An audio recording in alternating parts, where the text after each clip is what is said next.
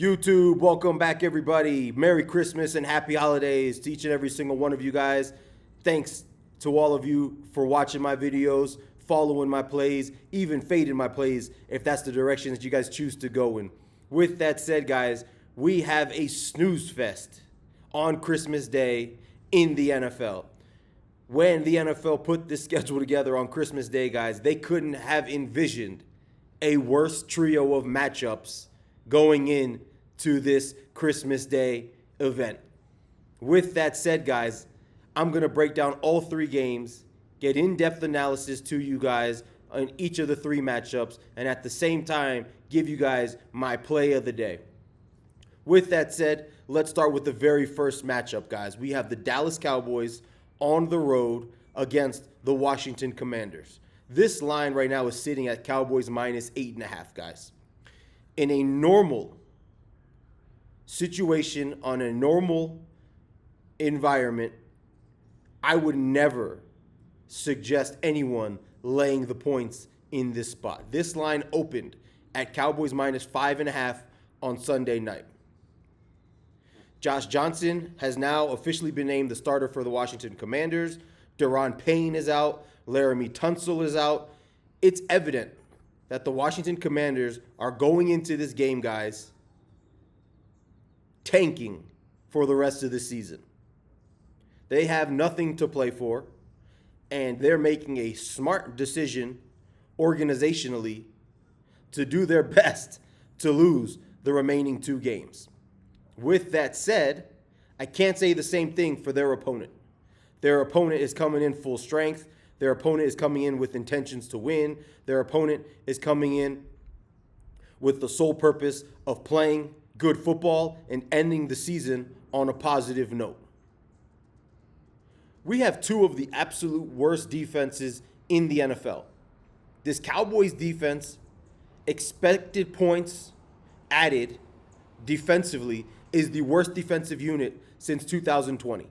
Every single NFL team, there's 32 of them, over the course of the last 5 seasons, this is the worst defense, expected points added, out of all of them. However, luckily for them, as I mentioned, they're going up against Josh Johnson, number 1-8 as a career starter. And number 2, they're going up against a team that has no interest in playing.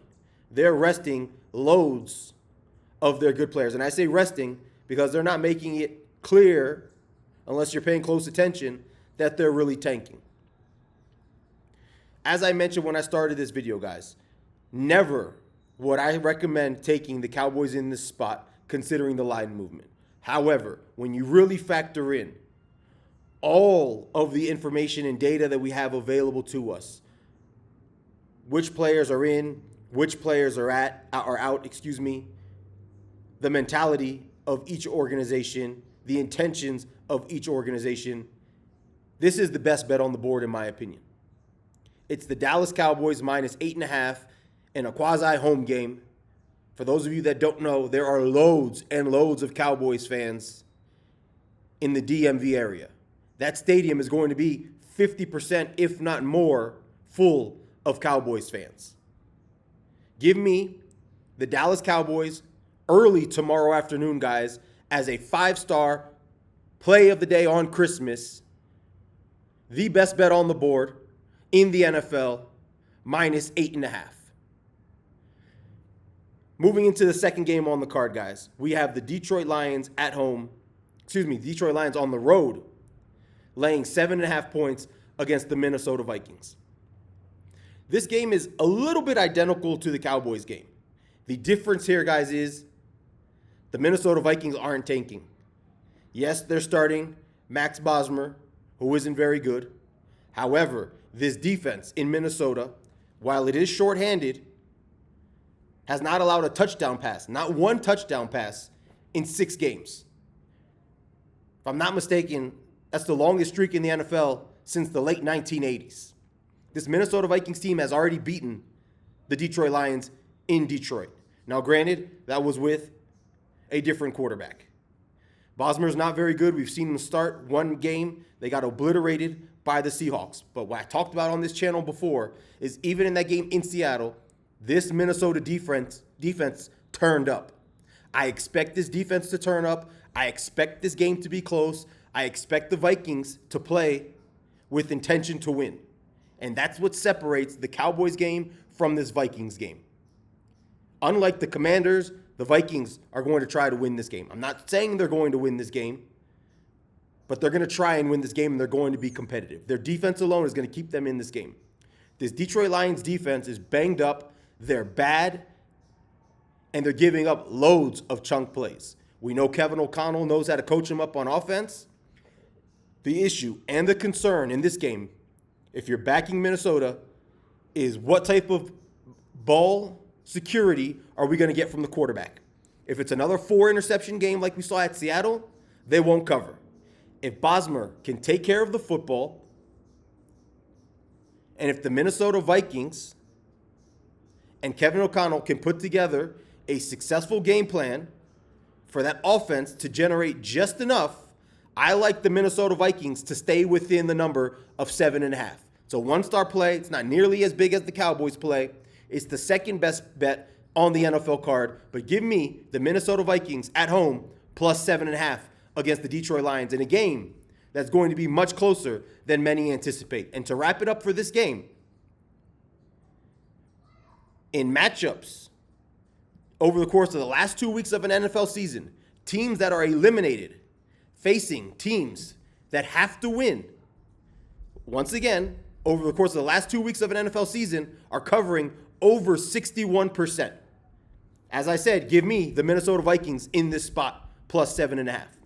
The last game, guys, it's probably the worst game, in my opinion, to wager on. You have the Kansas City Chiefs on the road getting 13.5 points against the Denver Broncos.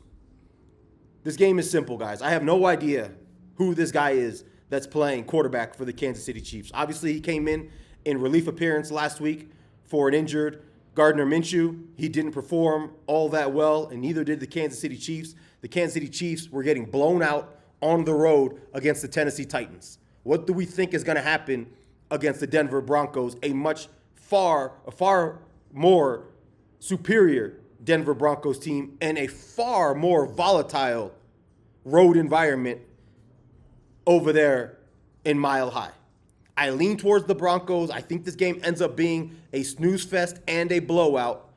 But when you're talking about 13.5 points in the NFL, it's a big number.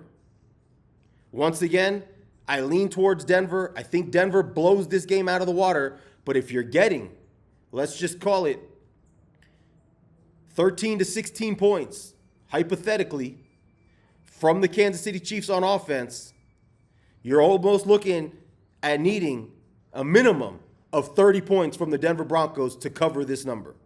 That's a little bit too much for my liking. It's a lean only, but I lean towards the Broncos covering this number, but it's not an official play. Guys, as I mentioned, Merry Christmas to each and every single one of you guys. Thanks to all of you for watching my channel. Like the video, subscribe to the channel if you haven't done so already. I'm on an absolute heater in the NFL and in college football. I'll be back very shortly for a Christmas card in the association on the hardwood.